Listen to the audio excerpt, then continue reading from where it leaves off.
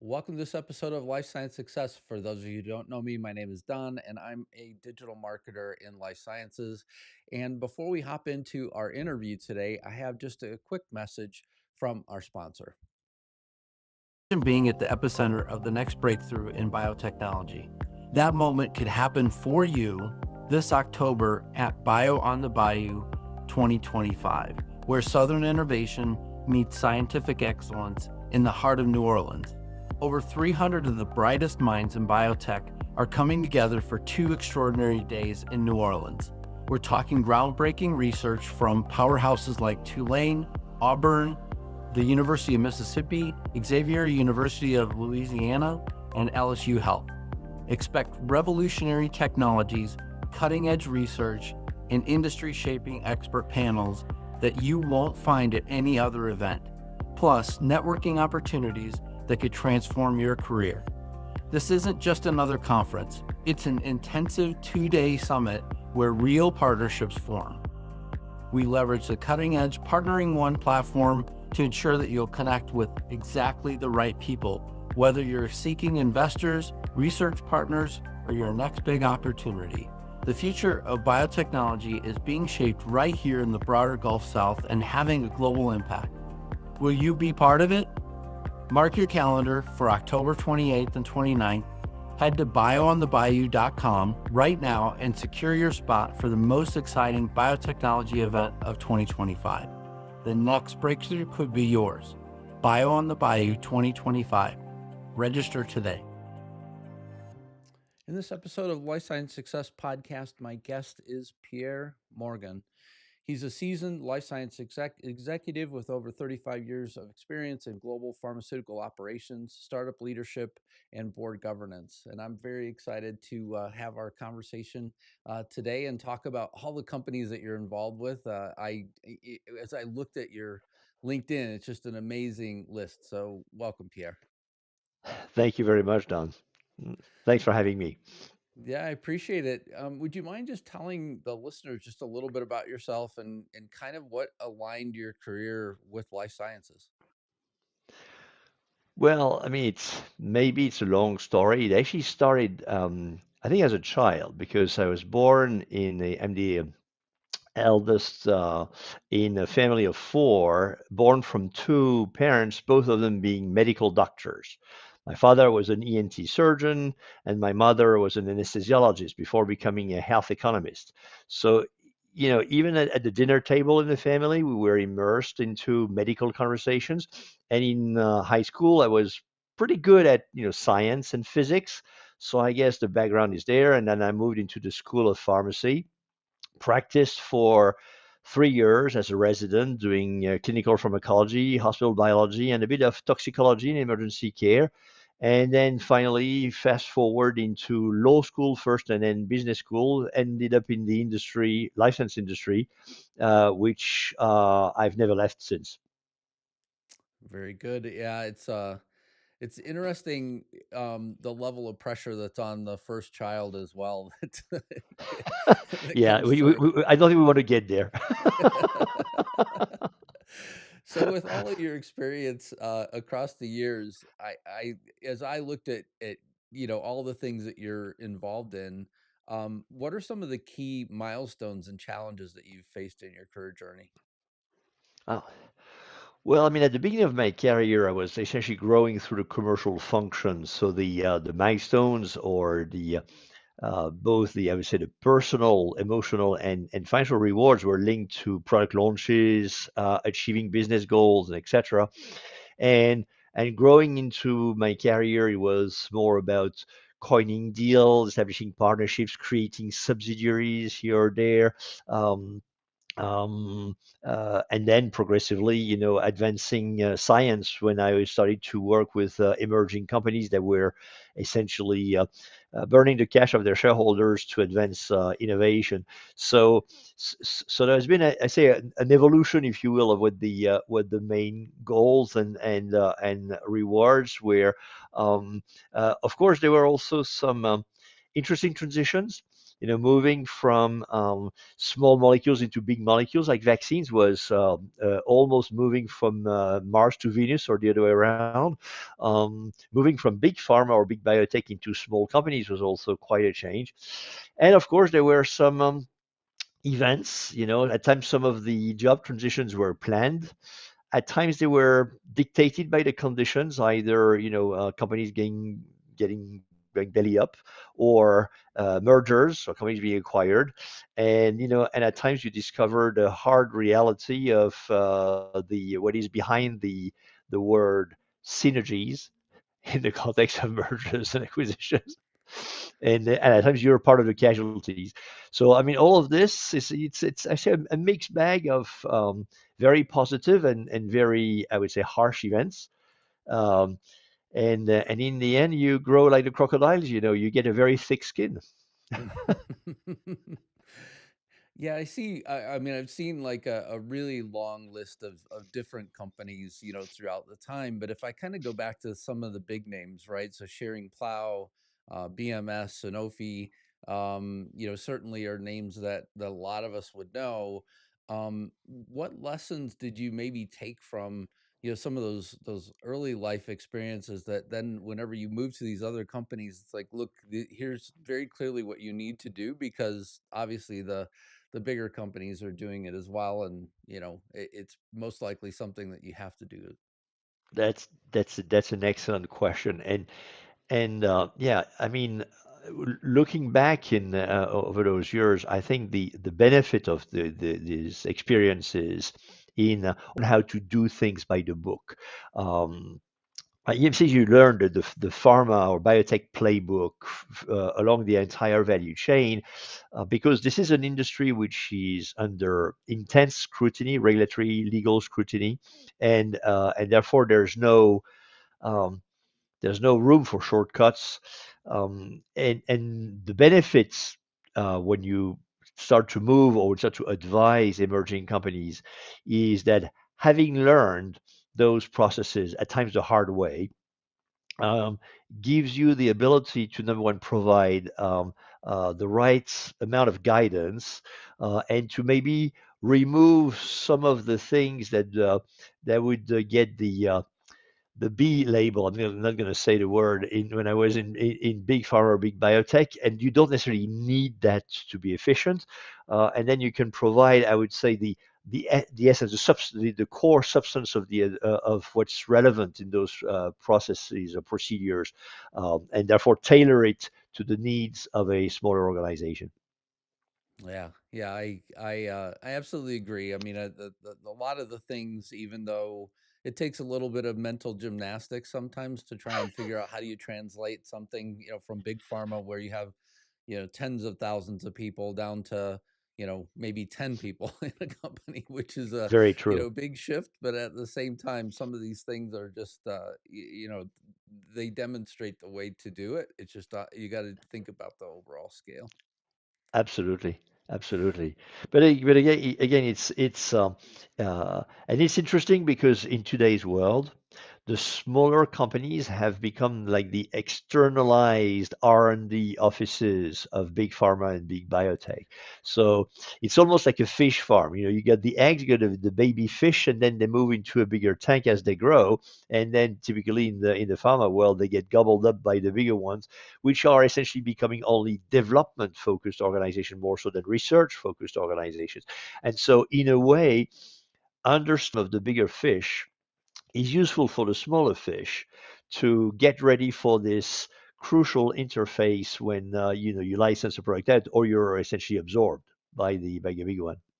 I love that. I love that translation. So, also, whenever I looked at your LinkedIn, I mean, one of the things that I personally struggle with is all the things that I'm currently involved in and listing all of those things. And as I looked, I was like, man, you just look at all the things that you're currently involved in. How do you manage all your time across, your board positions and your activities currently in your own company, as well as you have venture capital activities? So how do you manage all of that? Ah, well, that's a good question. Evidently, I'm going to say the obvious to begin with. It starts with time management with military precision. I mean, there's no time is a horrible asset. You can't store it. It doesn't generate any interest. If you don't invest it wisely, it's a sunk cost. It's a wasted resource. Um, but I have the benefit of having synergies, or if you are kind of economies of scale in a way. When I study or work on a subject, it has a benefit, positive spillover on others. Um, but generally speaking, I tend to very focus on what's core. I try to avoid distraction as much as I possibly can. I try to plan. I try to anticipate. I never procrastinate. I'm not the kind of guy who's relying on what some people consider is their best source of inspiration, which is last minute panic. I'm not of that type at all. Um, and I have to, and there's one thing that some people who know me well also know is ever since I've been a student in university, I was a short sleeper. So I live on 5 hours of sleep per night. Wow. So that gives me a competitive advantage. It was a competitive advantage at the time I was in university. It still is. I must admit that now that I'm aging, I need to catch up a bit on weekend during the weekends, but otherwise I'm fine. Yeah. Yes, I can understand working the shortened day as well, but I also I enjoy my sleep also as well. So can we talk a little bit about some of the companies that you're involved in? So I have Nuvamid, Ibex Therapeutics, Animos Therapeutics, and Molsid. What are the primary objectives and challenges of these different positions that you hold?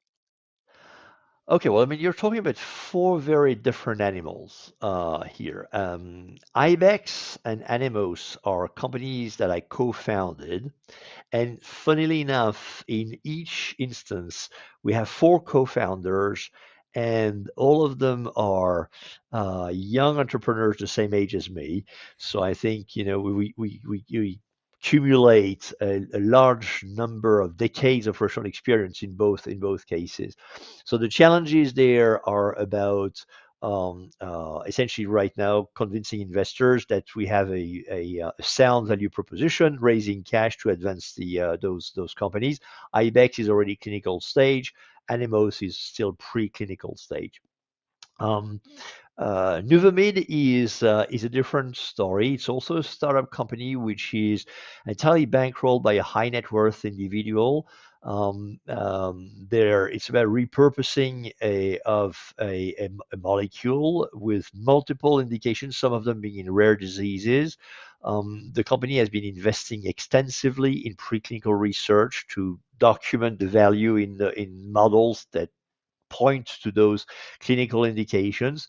I started to advise the company in 2023, and then at the end of the year, they told me, "Look, we want more of you, but we want you inside, not outside. So we don't want you as a consultant. We want you as an executive in the company." So it is one of those cases where a consulting mandate, if you will, morphs into a part-time executive role. And lastly, Molsid. Molsid is a company which I have been advising as a member of their strategy committee for 4 or 5 years already. And more recently, the founders called me to help resolve a situation which was a combination of a tension with some members of management were linked to some casting mistakes, I would say, and also essentially reshaping the value story in anticipation of a fundraise. It was meant to be a part-time with a finite time mission, and this one is completed. So now the company has someone who's full-time at the helm of the organization, which I could not do, and is getting ready for the being with the boots on the ground to raise the cash. So again, very different experiences, but in all instances, it's about managing shareholders, managing expectations, um, having realistic priorities, and at times forcing some of the stakeholders to land in reality. So it's about, yeah, at times, sort of reshaping or resizing perceptions. Yeah. Yeah. And helping teams see things as well, possibly from the outside, might help them to move forward also. I mean, I feel like it's kind of funny because whenever you're a part of a startup, I do feel like there are all these moments where it's like, okay, we're all excited because we're going to get new data. And then we get new data, Right. and then it's, oh my, the data didn't tell us what we thought that it was going to tell us. And so we have to kind of react to that. And I remember, one particular situation where it was almost like every week it was, oh my, this is horrible data, and we don't know if this is going to be the end of the company or not. And each time sort of worked out, and we have brilliant people that just sort of looked at it and they were like, yeah, well, we understand this aspect, and so let's just kind of look at it this way, and then they would move forward. And Yeah. so Well, yeah. it's good when there's a possibility to bounce back after really ugly data, Hmm. because typically in our industry, the first currency is not the US dollar, is not the Swiss franc, is not the euro. It is, or any other currency, it is data. And of course, when you start any experiment, you expect a result, but you're using a, uh, a movie metaphor. It ends up always being one of the shades of gray. It's never either totally black or totally white. Okay, it's very rare that you have such, you know.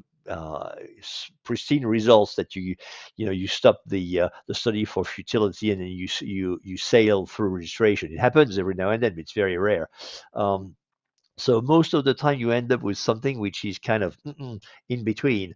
And the question is it because of the technology, or is it because of the design of experiments, or any combination thereof? What do we do next?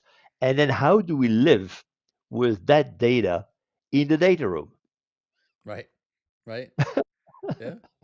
Absolutely. I mean, it's an amazing thing, and I completely agree with you. It's our currency for sure is data, and starts with Yeah, what it is that you're actually trying to produce.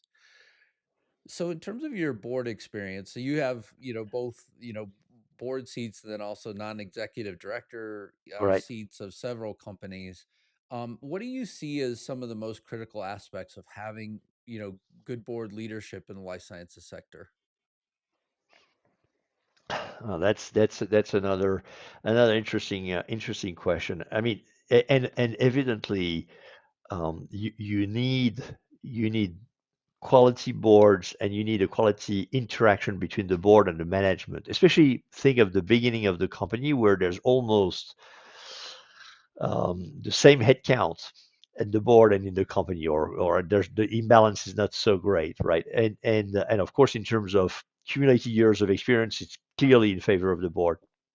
Um, but I think what I've learned over the past, because I've been an independent director um, for 12 years already, and prior to this, I had been exposed to board functioning either as a board director, but representing big companies, like Sanofi, or being like the attaché, or the second in command behind a board member when I was at Cincelabo, for instance, in the U.S. and in Japan. Uh, and I learned that you have to, first of all, expect the unexpected.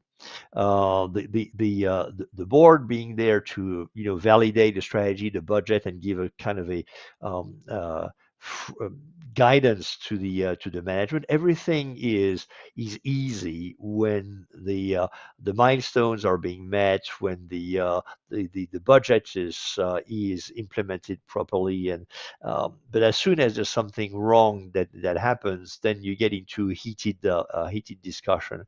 Um, and this is when you have really to be creative. You have to be able to think out of the box, while balancing your fiduciary responsibility, the constraints, the shareholders agreement, and so on and so forth. So in order to be able to navigate those times, you need to establish a good trust-based relationship with the other board members when you don't need it, meaning during the cool times. Because if you have to wait until the crisis or the problem to emerge to try to have a um, a working relationship that goes beyond the discussion within the board, but also the ability to have those side discussions and to trust, to have the right level of trust and mutual respect. If it has not been created before, you can't create it when the house is on fire. Mm. Doesn't work. So so so that is something that I think is an important point. And the other thing to me, which was a challenge in over those years, especially as an independent director, is to find yourself in a quasi blue helmet type situation where you have to reconcile the views or balance the views between the founders and the professional investors, or even between professional investors that have maybe different perceptions or different time horizons in terms of their willingness to exit or their willingness to keep supporting the company. So it's all those to me are really part of the critical aspects that I've been learning, and that now I think I'm a bit better to navigate than I was 12 years ago when I was an absolute greenhorn. Thank you for sharing that experience, because I feel like there are listeners of the podcast who certainly, are ones who either don't have a board yet, and someday they'll have to think about this, Mhm. and then other people, might be fairly new and have board in their company. And I've interviewed. I don't know if you know this author or not, but Brad Feld has written pretty extensively about boards and how to construct a board. He's a well-known author for doing that, and I've interviewed him. And one of the things that he said as well is, look, the you have to sort of count on your board to be and have experiences that you don't have, and having that Absolutely. dependence on them really makes you stronger at the end of the day as a leader inside of the company. So it's really good to have that acknowledgement as well. Absolutely, and this is also why you need, very diverse boards. Diverse in terms of both technical, but also behavioral toolbox, and having people having work in different geographies from different cultures. Because essentially, uh, the point is not to look for the truth. The point is to look for the best way to maximize the return for the shareholders. And there's always nuances. There are several ways to go from point A to point B, and so it's really again not the search for the for truth. It's the search for the most cost-effective and least risky way of getting there. Right. Yeah, absolutely. So, I want to kind of go back to your education. So, I have a lot of initials after my name, and spent a ton of time in school, as do you, even more, than I have. And it was funny because I have had this conversation with my children as well. That I feel, and they're all college age or older, as well. So, they the conversation we were recently having at Christmas was, I do feel like there's a shift that needs to happen in sort of formal, what I would call formal education. Yes, you need still all of the basics that we all need kind of whenever we're coming up, just so that you understand how to learn, overall, and like when you start to get things and things like that. But I've also said, I feel like there is a bit of a shift, and even with your involvement as well in the AI Frontier Network, I would imagine that this comes to an alignment as well. That I do feel like, even with a shift in formal education, there's a need to just have that level of experience that, yes, you can go get it through intrinsic knowledge, but unfortunately, it can cost you years and years to try, decades to try and get what you might be able to get in a formal education, as well. But I do think that I think, given with AI and everything else, that there will be some sort of a shift in what we call formal education today, where you can see people, whenever you look at their LinkedIn profiles, all they do is attend these, like the Harvard, um the Harvard experience sessions, which is for executives that, essentially just extract certain aspects of what you might need, where, a formal, PharmD degree or MBA or law degree, sort of comes with a set of knowledge that, that person walked away with. And I'm just curious to sort of hear from you, what is your, experience and approach, been with the formal education that you have? And then also, do you see any of the things that I'm describing? Well, when I got my various degrees, whether my doctorate of pharmacy, my master in business law, or my MBA, there was no such thing as artificial intelligence. And you wanted to prepare a thesis, you had to go to the library, check the current contents, then go write down things, possibly Xerox a few documents, and then you had to essentially write. There was no one to write for you. Okay, and I think it's going to be difficult going forward to tell now the difference between a thesis written by some kind of AI tool versus a person. But I think it would be very short-sighted on the people who are trying to cheat by using those artificial intelligence to essentially make their way through and get the degree, because you don't get the degree to get a degree.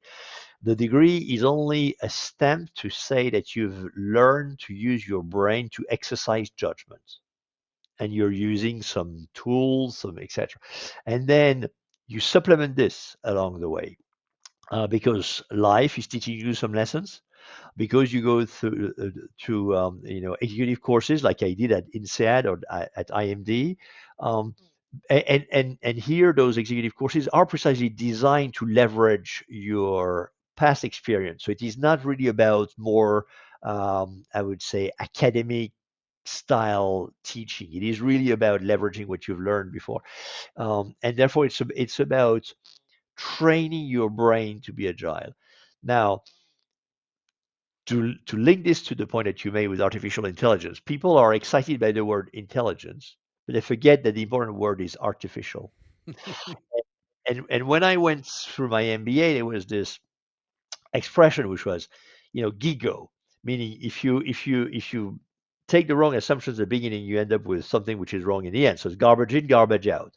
I think our AI is gigo at 10 to the 1000. It's like it's if you really process crap, you get a huge pile of rubbish in the end. And if you are not used to exercise judgment on the inputs, you will not be able to exercise judgment on the output.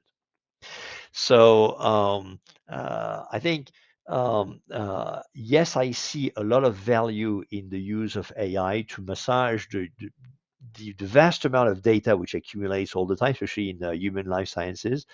Um, but I think, like any tool, the famous tale from the from I think it was Greece, Aesop and the tongue. The tongue can be the best or the worst of the things. Well, AI, that fable could have applied to artificial intelligence. Is how you use it that will make the difference. And right now we're still at the beginning. The ethical, the legal framework is still in flux because nobody exactly knows how it's going to evolved. It's going to take a bit of time for the dust to settle. In the end, I think we'll get something powerful. If it's used the right way, that's great. Yeah.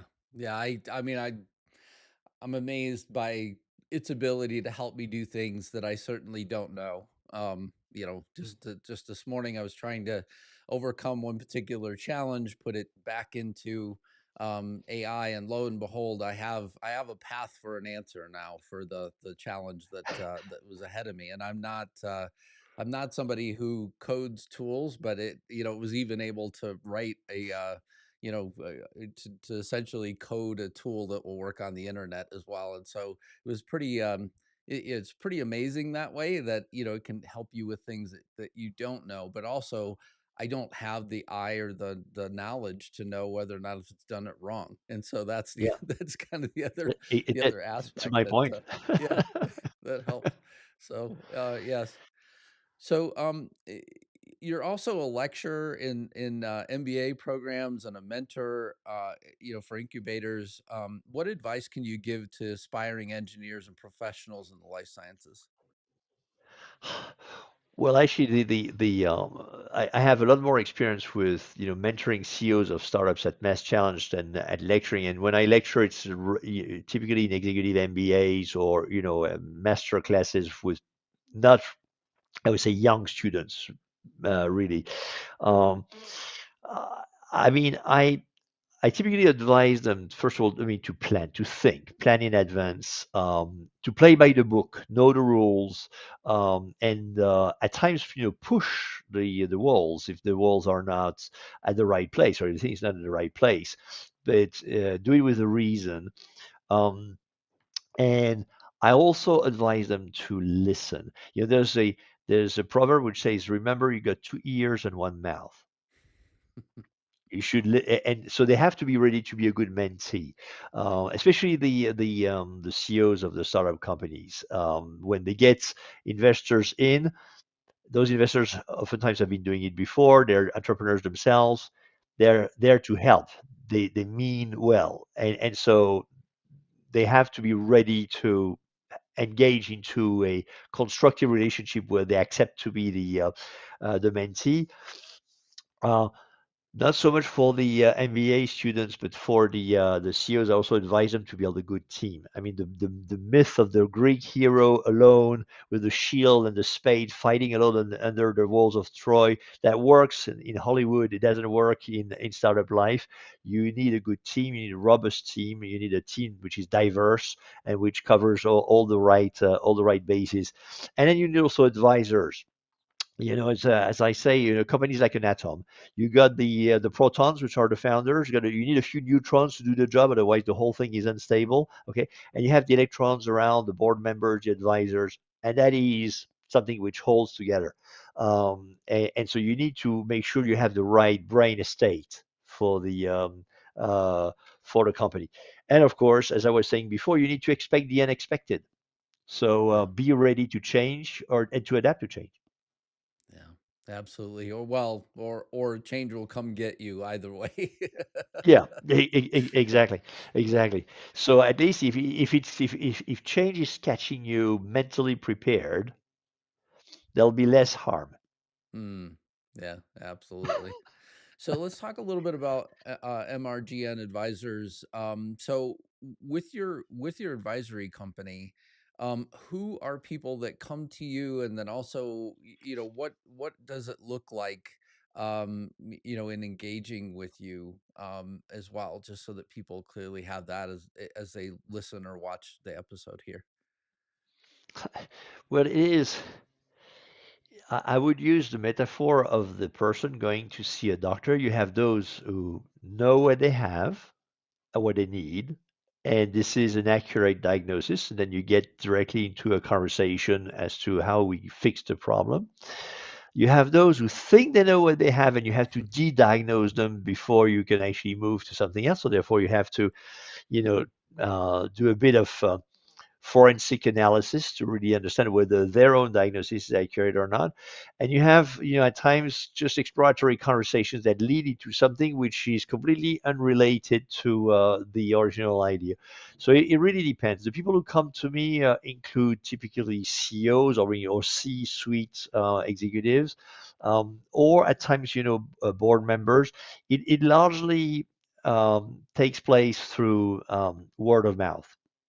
um the you know the, I mean it's essentially me and me, right? So I'm not sort of advertising myself like the big consultancies would. And it's rather people who have been working with me who speak about the experience around them, and then it snowballs into other things. Very good. Can you talk about any of the innovative projects or initiatives that you're currently involved in? Haha. Well, I mean, without disclosing anything which is confidentiality covered, yes, I'm working on, for instance, a project for a company which is pretty strong in animal health and willing to move into human health. So with the impact on how you leverage the technology, how you adjust um, the uh, the technical fabric of the company. I have another interesting project, which is about relocalization in Europe of essential medicines that have been delocalized to India and China. And it took the coronavirus pandemic to figure out that this situation was not sustainable. And all of a sudden, it's oops, how do we fix that situation? And it's not going to happen overnight. Uh, and I have also some interesting stuff revolving around AI and especially deploying it into emerging countries and how it could help to strengthen the healthcare system as a whole, the patient journey from diagnosis to care procurement and to patient monitoring. So those are three examples that are currently brewing. Very good. What's the greatest leadership advice that you've ever received? um, when I was in big pharma years ago, one of my bosses, I was traveling like a maniac. I was in the U.S., in Japan, in Canada, and it was in the mid to late 90s. And I was, really in love with what I was doing. And one day my boss tells me, Pierre, it's okay that you love your job, but don't love your company. I was stunned. I said, Why would you say that?" And he carries on and he says, "Because you never know when your company will cease to love you," Mm. which came true later on in other companies, where you think you're a stellar performer, and um, there's a merger, and then all of a sudden you're only a number in an org chart, and you find yourself, on the job market. Hmm. And I think the other very good piece of advice that I had is actually coming from a Japanese proverb, which I love, and which I keep telling the entrepreneurs in startups, and I use for myself. And in Japanese, it goes "Saru mo kikara ochiru," which literally means even monkeys fall from trees. Experts can fail. Hmm. It's okay, but keep Yeah. this in mind. Also true. What inspires you? Well, I guess um, while I still have enough neurons firing, I'm curious. When I was a kid, I used to look through keyholes. Keyholes in those days were actually not looking the way they look today. So you had this kind of funny shaped thing where you could actually look through, which would absolutely infuriate my grandmother. And but I have kept this intellectual curiosity, and I like discovering new things and touching new things. Oh, so important. What concerns you? I think time is elapsing too fast. I mean, you can't save this. It doesn't generate any interest, as I always say. It's yeah, and there are only 24 hours per day, only 7 days per week, and it's yeah, that's what concerns me. But I mean, there's a point in time when I will have to admit that uh, my mental age should be aligned with my physical age, which I have a problem with. I think we all have that problem. I think that's a natural human challenge. But I also, I mean, it's interesting to me that you say time, because I similarly, as I sort of look back at some of the things that I prioritized and that I thought were important in my life, and things like that, I've gotten smarter as I get older. And you just all of a sudden, this level of focus comes into range for you that I feel like we're just able at an older age to just say, hey, look, this is important, these other things are not. And I wish I could have had that level of clarity a bit younger, because it would have made my life a lot clearer as well, Of right? course. So, I'm with you. I'm fully with you. yeah. Last question: what excites you? Huh. Well, due to my intellectual curiosity, um, anything that I do on a daily basis. But I mean, otherwise, no, there are plenty of things, all the way to the way my two daughters evolve into adults. What I work with is seeing, companies I've been helping when it was a very small sprout becomes something which is thriving. And yeah, I'm, I'm not short of things that get me out of my bed in the morning. Yeah, absolutely. Well, thank you so much for sharing that. And thank you for being on the Life Science Success Podcast. I greatly appreciated our conversation. In prepping for this interview, I feel like I learned a lot about, just more or less how to align some of the things as well that I'm doing. And I hope that a lot of people could take away some of the similar things, in their life as well. So thanks a lot for sharing. I greatly appreciated having you on, Pierre. No, thank you very much, Don. It was a real pleasure. Thanks for having me on the podcast. Thanks a lot.